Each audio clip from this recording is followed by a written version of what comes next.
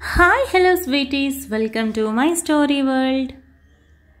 ఇంత పొద్దెక్కేదాకా లేవకుండా ఏం చేస్తుందో ఇది అని పొద్దున్నే నోట్లో వేడి వేడి కాఫీ పడక చిరాకు పరాకు పడుతూ గ్లాస్ నిండా నీళ్లు తీసుకొని బెడ్రూమ్లోకి వెళ్ళి బెడ్ మీద ముసుగు వేసుకుని పడుకున్న దుప్పటిలాగి విసురుగా నీళ్లు పోసింది సునంద. పూజ ఊపిరాడక అమ్మా అంటూ అరుస్తూ లేచి కూర్చొని బలంగా ఊపిరి పీల్చుకుంటూ ఏమైంది పిన్ని అని కంగారుగా అడిగింది. బారెడు పొద్దుక్కేదాకా పడుకొని ఏమైందా, లేచిన మొహానన్ని కాఫీ నీళ్లు పోయాలని ఇంగిత జ్ఞానం లేదా అని సునంద రుసరుసలాడింది. నేను సాయంత్రం నుంచి జ్వరంగా ఉంది పిన్ని, ఒళ్ళంతా నొప్పులు, అందుకే లేవలేకపోయాను అని పూజ మంచం దిగుతూ చెప్పింది. చూడు, నేను నీ నొప్పులు వింటూ కూర్చుంటే మరి నా బాధలు ఎవరికి చెప్పుకోవాలి?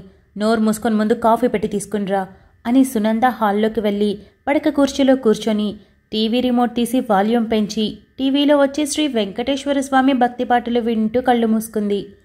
పూజ చకచకా బాత్రూంలోకి వెళ్ళి 2 చెంబుల చన్నీళ్ళని పోసుకొని 5 నిమిషాల్లో బయటకొచ్చి రెడీ అవ్వకుండానే వంటగదిలోకి వెళ్ళి స్టవ్ మీద పాలు పెట్టింది. బయటికి వెళ్ళి ఇంటి బయట ఉండాల్సిన పేపర్ చూడగా లేకపోవడంతో దూరంగా తల తిప్పి చూసింది. నేను తీసుకున్నా లేరా అని దూరం నుండి అరిచాడు పూజ నాన్న రాజేంద్ర. పూజ నవ్వుతూ చేతితో 5 వేళ్లు చూపించి 5 నిమిషాల్లో కాఫీ తెచ్చేస్తాను అని సైగ చేసింది. రాజేంద్ర నవ్వుతూ అలాగే అని పేపర్లో తల దూర్చాడు. పూజ తన రూంలోకి వెళ్ళి చకచకా జడవేసుకొని మొహానికి కొంచెం పౌడర్ రాసుకొని ఆవాలు గింజంత బొట్టు పెట్టుకొని ఈ రోజుకి రెడీ అయిపోయాను అని అక్కడి నుండి చకచకా అడుగులతో వంటగదిలోకి వెళ్ళింది. పాలు పొంగు రావడంతో 3 కప్పుల్లో కాఫీలు కలిపి మొదటగా 1 కప్పు తీసుకుని వెళ్ళి పక్కన టేబుల్ మీద కాఫీ పెట్టి 1 గ్లాస్ మంచినీళ్లు పెట్టి పిన్ని కాఫీ తాగవా అని చెప్పింది. హా సరే సరే వెళ్ళు అని సునంద కళ్ళు తెరవకుండానే అనింది. పూజ అక్కడి నుండి వంటగదిలోకి వెళ్ళి మరో కాఫీ తీసుకొని బయట జామ చెట్టు కింద కూర్చొని పేపర్ చదువుతున్న రాజేంద్ర దగ్గరికి వెళ్ళి నాన్న కాఫీ అని ఇచ్చింది. తగ్గిందా నాన్న జ్వరం అని రాజేంద్ర అడిగాడు. హా తగ్గిపోయింది నాన్న, చిన్న జ్వరమేలే అని పూజ అనింది. అబ్బా నీ కాఫీ పడక నోరంతా అద్దోలా అయిపోయింది, ఎప్పుడు నాకు హుషారొస్తుంది అని రాజేంద్ర నవ్వడంతో సరే సరే నేను వెళ్తున్నాను అని పూజ ఇంట్లోకి వెళ్ళి మరో కాఫీ తీసుకొని మరో బెడ్రూమ్లోకి వెళ్ళి కాఫీ పక్కన పెట్టి బెడ్ మీద కూర్చొని మొహాన ఉన్న ముసుగుని కిందికి లాగుతూ అన్నయ్య వచ్చేశాను అని అనింది. ఏంట్రా ఈరోజు లేట్ చేసావు అని కళ్ళు తెరవకుండానే లేచి కూర్చుంటూ అన్నాడు చరణ్. సారీ అన్నయ్య, లేట్ అయిపోయింది, నిద్ర పట్టేసింది, మెలకు రాలేదు అని అంటూ ఉన్న పూజ మొహాన్ని కళ్ళు తెరిచి చూసి నవ్వుతూ పర్లేదు ఈ రోజుకి రెడీ అయిపోతా వితౌట్ స్నానం అని కన్ను కొట్టి ఆఫీస్లో స్నానం చేసావా లేదా అని అడిగేవాడు ఎవడు అని నవ్వాడు చరణ్. అందుకే చెప్పేది, చక్కగా నా ఫోటో దిండి కింద పెట్టుకో, లేచి చూడొచ్చు. ఇలా రోజు నేను వస్తేనే లేస్తాను అంటే రేపు పెళ్ళయ్యాక ఎలా కుదురుతుంది అని అడిగింది పూజ. అప్పుడు కావాలంటే ఫోటో చూస్తాను, ఇప్పుడు నేను ఇంట్లోనే పెట్టుకొని ఫోటో చూడడం ఎందుకు, నిన్ను చూస్తేనే నా రోజు బాగుంటుంది అని మాట్లాడుతూనే కాఫీ తాగి కప్ పూజ చేతిలో పెట్టి సరే సరే ఈరోజు అసలే మీటింగ్ ఉంది అంటూ చరణ్ టవల్ తీసుకొని బాత్రూంలో దూరాడు. పూజ అక్కడి నుండి మళ్ళీ చకచక అడుగులతో వంటగదిలోకి వెళ్ళి దోసపిండి కలిపి వేడి వేడి దోశలు వేయడం మొదలుపెట్టింది. అలానే పక్కన మరో స్టవ్ మీద పల్లీ చట్నీ చేయడం స్టార్ట్ చేసింది. సరిగ్గా 20 నిమిషాల్లో అందరికీ దోశలు పోసి మరో పక్క చట్నీ చేసి అన్నీ డైనింగ్ టేబుల్ మీద సర్దింది. పూజ బయటికి వెళ్ళి నాన్న పేపర్ చదివింది ఇంకా చాలు, మొత్తం నవిలి మింగేస్తావా ఏంటి, టిఫిన్ టైం అయిందిరా అని గడప దగ్గర నుండి అరిచింది. ఎందుకే కాకిలా అరుస్తావు, కాస్త చిన్నగా పిలవలేవా అని సునంద కసిరింది. పూజ ఇంకేం మాట్లాడకుండా వాళ్ళ నాన్నను రమ్మని చేతితోనే సైగ చేసి ఇంట్లోకి వస్తూ పిన్ని టిఫిన్ చేయడానికి రావా అని పిలిచింది. వచ్చి చేస్తాలే, తినకపోతే మళ్ళీ 100 సార్లు నీ దేవుడి మొహం చూడాలి కదా అని అంటూ లేచింది సునంద. పూజ టైం అయింది అంటూ హడావిడిగా రూమ్లో నుండి వచ్చాడు చరణ్. హా అన్నయ్య పెట్టేస్తున్నా అని పూజ చకచక చరణ్ ప్లేట్లో 3 దోశలు వేసి చట్నీ వేసింది. ఒకటి తీసేరా అని చరణ్ 1 దోశ తీసి హాట్ బాక్స్లో వేశాడు. వెంటనే పూజ ఆ దోశ మళ్ళీ ప్లేట్లో వేయడంతో చరణ్ నవ్వి నన్ను డొంపు చేద్దామని ప్లాన్ చేస్తున్నావా అని అడిగాడు. అన్నయ్య ఎంత కష్టం చేస్తే అంత తిండి తినాలి తెలుసా, కానివ్వు అని పూజ అంటూ అప్పుడే వస్తున్న రాజేంద్ర సునంద ప్లేట్లలో కూడా వడ్డించింది. చరణ్ చకచకా తినేసి అమ్మా బాయ్, నాన్న వెళ్ళొస్తాను, పూజ బాయ్ రా అని చెప్పి చకచకా వెళ్ళి కారులో కూర్చున్నాడు. పూజ కూడా వెంట పరిగెత్తి విండోని తట్టింది. చరణ్ పూజ వైపు చూసి విండోని కాస్త డౌన్ చేసి ఏంట్రా అని అడిగాడు. పూజ నవ్వుతూ నీ ఫోన్ అని చూపించింది. చరణ్ చిరునవ్వుతో ఏం మర్చిపోయినా తెచ్చేస్తావు, నా పని తగ్గించావు అని ఫోన్ తీసుకొని సాయంత్రం బయటికి వెళ్దాం అని చెప్పాడు. ఎక్కడికి అని పూజ అడిగింది. సస్పెన్స్ అని నవ్వుతూ చరణ్ కార్ స్టార్ట్ చేసి ఆఫీస్కి బయలుదేరిపోయాడు. పూజ ఎంత వేగంగా బయటికొచ్చిందో అంతే వేగంగా ఇంట్లోకి వెళ్ళి అందరూ తిన్న ప్లేట్లు షింక్లో వేసి వంట స్టార్ట్ చేసింది. ఒక పక్క వంట వండుతూనే మరోపక్క 2 దోశలు అక్కడే నిలబడుకొని తినేసింది. వంట పూర్తయ్యేలోపు మధ్య మధ్యలో వెళ్ళి బట్టలు కూడా ఉతికేసింది. 11 గంటలకు అన్ని పనులు పూర్తి చేసుకున్న పూజ మొహం మీద నీళ్లు చల్లుకొని తన చున్నీతో లైట్గా తుడుచుకొని, పిన్ని అన్ని పనులు చేసేశాను, నేను వెళ్ళనా అని అడిగింది. వంట అయిపోయిందా అని సునంద అడిగింది. అయిపోయింది, బట్టలు కూడా ఉతికేశాను, ఇల్లు మొత్తం సర్దేశాను, సరిగ్గా 2 గంటల్లో వచ్చేస్తాను అని పూజ మాస్టారు ముందు చేతులు కట్టుకున్న స్టూడెంట్లా నిలబడి చక్కగా చకచకా అన్నీ చెప్పింది. ఇక వెళ్ళు అని సునంద అనడమే తన మడికి ఉన్న చున్నీని సైడ్కి వేసుకొని మరో సైడ్ కట్టుకొని చకచకా ఇంటికి మరోవైపు వెళ్ళి అక్కడ ఉన్న పూల మొక్కలన్నింటినీ ఒకసారి చెక్ చేసి వాటి మీద వాటర్ స్ప్రే చేసి ఫోన్లో తన ఆర్డర్స్ మొత్తం రీచెక్ చేసుకొని అన్నీ కరెక్ట్గా ఉన్నాయని అన్నింటినీ తన స్కూటీకి ఉన్న పెద్ద ట్రేలో సర్దింది. రాజేంద్ర బయట నుండి వస్తూ ఎందుకురా ఈరోజు వెళ్ళడం, జ్వరం కదా అని అన్నాడు. నాన్న రాత్రి చాలాసేపు మేల్కొని ఈ చలిలో కూర్చొని ఈ మొక్కల్ని అరేంజ్ చేసింది ఇంట్లో ఉండిపోవడానికా? అయినా పని లేకుండా ఇంట్లో కూర్చోవడం నాకంతగా నచ్చదు, నీకు తెలుసు కదా, ఎంతసేపు 2 గంటల్లో తిరిగి వచ్చేస్తాను అని హ్యాండ్ వాష్ చేసుకొని తన చున్నీని సరిగ్గా వేసుకొని స్కూటీ స్టార్ట్ చేసి సరే నాన్న వెళ్ళొస్తాను అని నవ్వుతూ చెప్పి బయలుదేరింది పూజ. సాక్షి సాక్షి ఆఫీస్ టైం అవుతుంది, మీటింగ్ ఉందన్నావు, ఇలా గుర్రు పెట్టి నిద్రపోతున్నావు, అర్ధరాత్రి వరకు ఏదో ఒక దయ్యాల సినిమాలు చూడడం, ఇలా ముసుగుతనే తెల్లారే వరకు నిద్రపోవడం, లేచి రెడీ అవ్వు అని కిటికీలకున్న కర్టన్స్ పక్కకి జరుపుతూ అరిచింది ప్రభావతి. ఆఫీస్ మీటింగ్ అని వినగానే టక్కున లేచి కూర్చొని మొహాన ఉన్న జుట్టుని వెనక్కి అనుకుంటూ అమ్మా ముందే లేపొచ్చుగా అని అరుస్తూ పరుగు తీసింది సాక్షి. అంత కంగారు పడే బదులు అలారం పెట్టుకొని లేవచ్చు కదా అని అనింది ప్రభావతి. మా టీం లీడర్ ఒక అక్కుపక్షి, వెధవకే వెధవన్నర వెధవ, రోజంతా సావదబ్బుతాడు, పని చేసి అలిసిపోయి నిద్రపోయాను, నిద్ర పట్టేసింది, అలారం పెట్టాను అయినా అది వినిపించలేదు అని సాక్షి బ్రష్ చేస్తూ అనింది. సరే త్వరగా రెడీ అయి కిందికి రా అని చెప్పి ప్రభావతి వెళ్ళిపోయింది. సాక్షి 15 నిమిషాల్లో చకచకా స్నానం చేసి ఒక జీన్స్ టీషర్ట్ తగిలించుకొని జుట్టుని అలా అలా దువ్వి వదిలేసి లైట్గా పర్ఫ్యూమ్ కొట్టుకొని తన బ్యాగ్ భుజానికి తగిలించుకొని కిందకొచ్చింది. సాక్షి డైనింగ్ టేబుల్ మీద కూర్చొని బ్యాగ్ పక్కన పెట్టి ప్లేట్లో ఉన్న ఇడ్లీలు చకచకా తింటూ అమ్మా అన్నయ్య ఆఫీస్కి వెళ్ళిపోయాడా అని అడిగింది. వెళ్ళాడు, నువ్వింకా లేవలేదేంటి అని కూడా అడిగాడు. వెళ్ళు నీకు ఆఫీస్లో ఉంటుంది, వాడికి కనుక తిక్క రేగిందనుకో నీ శాలరీ సగం కట్ చేసి పడేస్తాడు అని ప్రభావతి అనింది. ఏంటమ్మా ఇది, సొంత ఆఫీస్లో ఎంప్లాయీలో పనిచేయడం, నెలకి 50,000 రూపాయలు జీతం తీసుకోవడం, అవి మాత్రమే ఖర్చు పెట్టుకోవడం, పైగా వచ్చిన దాంట్లో ఇంట్లో ఖర్చులకు కూడా ఇవ్వాలి అని సాక్షి ఏడుపు మొహం పెట్టి అనింది. ఇదిగో ఇవన్నీ నన్ను అడుక్కు, మీ అన్నయ్యను అడుగు. మరో విషయం ఏంటంటే ఈ నెల నుండి నీ జీతంలో నుండి మరో 5,000 ఎక్స్ట్రా తీసుకోమని మీ అన్నయ్య ఆర్డర్ పాస్ చేశాడు అని ప్రభావతి చెప్పింది.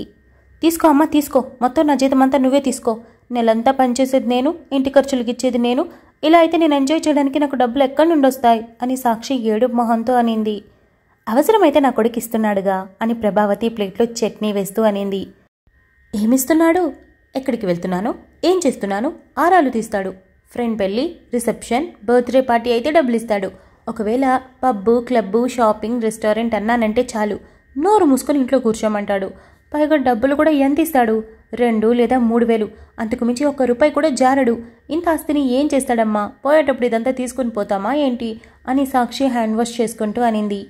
ప్రభావతి నవ్వుతూ చూడు, ఈ ఆస్తిలో సగభాగం నీది, కానీ రేపు పెళ్ళై మరో ఇంటికి వెళ్లాల్సిందే కదా, ఎలాంటి అబ్బాయి నీ లైఫ్లోకి వస్తాడో తెలియదు కదా, డబ్బులు విలువ పొదుపు మన లైఫ్లో ఏవి ఇంపార్టెంట్ కాదు అన్నీ తెలిసేలా చేస్తున్నాడు, కాబట్టి నా కొడుకు నువ్వు ఫాలో అయి తీరాల్సిందే, ముందు మీటింగ్ ఉందన్నావు బయలుదేరు అని ప్రభావతి అనింది. ఎప్పుడు చూడు కొడుక్కి సపోర్ట్ చేస్తావు అని సాక్షి మూతి తిప్పుతూ తన స్కూటీ కీస్ తీసుకొని బ్యాగ్ తీసుకొని బయటికి వెళ్ళింది.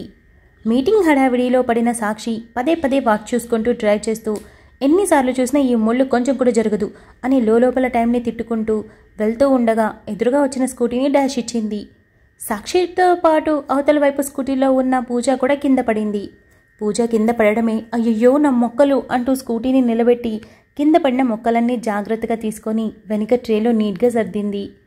కింద పడిన సాక్షి పూజ వైపు నోరు వెళ్ళబెట్టి చూస్తూ ఇదిగో అమ్మాయి, 5.5 అడుగుల ఆడపిల్లని, 60 కేజీల బరువున్న పిల్లని, ఇలా కింద పడితే నన్ను లేపడం మానేసి ముందు మొక్కల్ని చూస్తున్నావా అని అడిగింది సాక్షి. అయ్యయ్యో అలా కాదండి అంటూ పూజ ముందుకొచ్చి సాక్షికి చెయ్యందించి తనని లేపింది. ఇంకెలా కాదండి అని సాక్షి తన డ్రెస్ విదిలించుకుంటూ అనింది. మనం కింద పడితే 2 నిమిషాల్లో లేచేస్తాం కదా, కానీ మొక్కలు కింద పడితే వాటి ప్రాణమే పోతుంది, పాపం కదా, అందుకే ముందు వాటిని సర్దానండి అని పూజ అమాయకంగా అనింది. సరే సరే నీ స్కూటీని పక్కకు పెట్టు, నేను అర్జెంటుగా వెళ్ళాలి అని సాక్షి స్కూటీ ఎక్కబోతుంటే అయ్యయ్యో ఇలా అయిందేంటి, ఒక్క నిమిషం అండి అని పూజ సాక్షి దగ్గరికి వెళ్ళింది.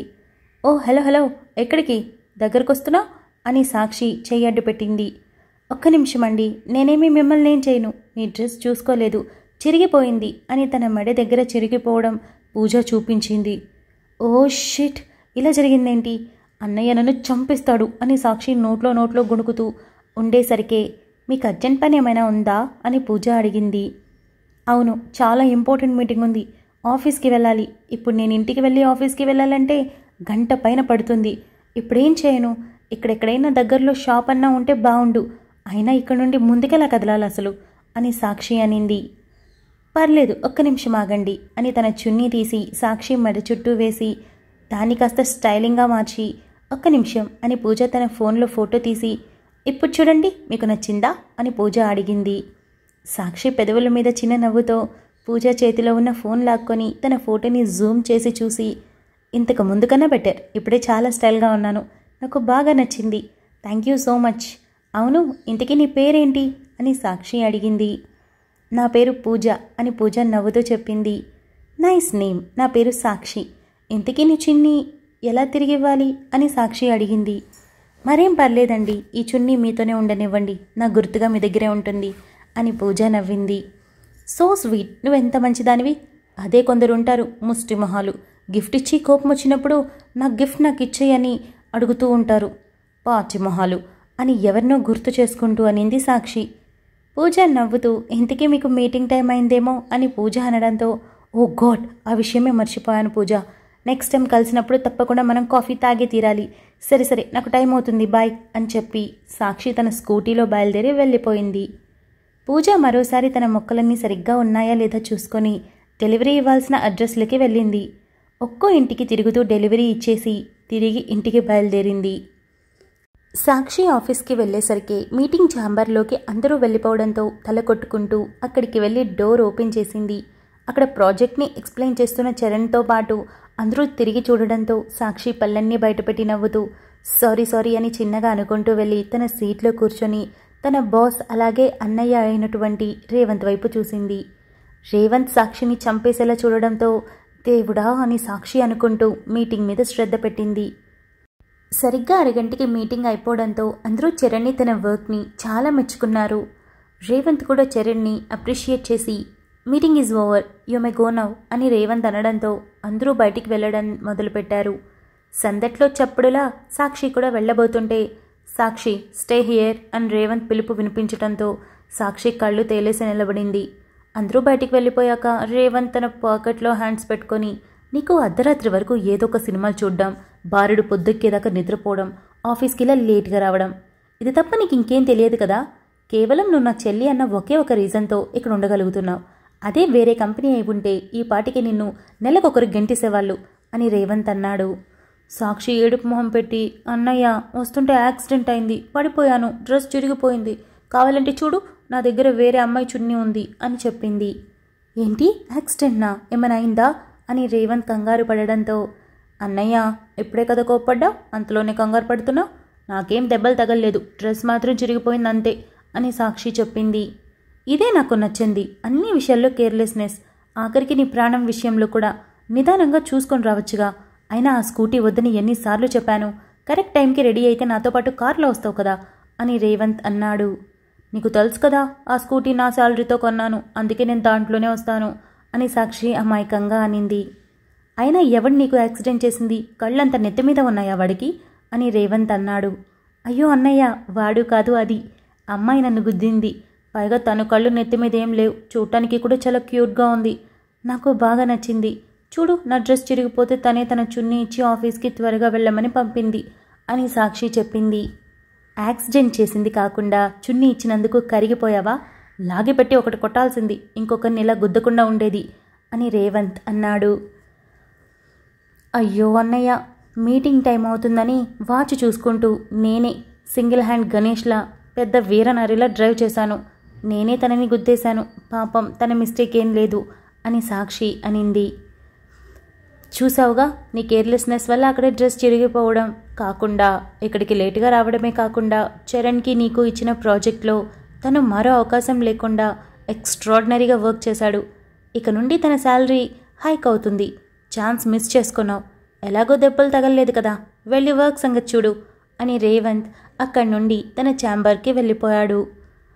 చరణ్ వీడితో నేను ఏగలేకపోతున్నా, ముందు వీడి సంగతి పట్టాలి అని హ్యాండ్ బ్యాగ్ తీసుకొని విసురుగా బయటికి వెళ్తుంటే ఎదురుగా వచ్చాడు ఏకాంబరం.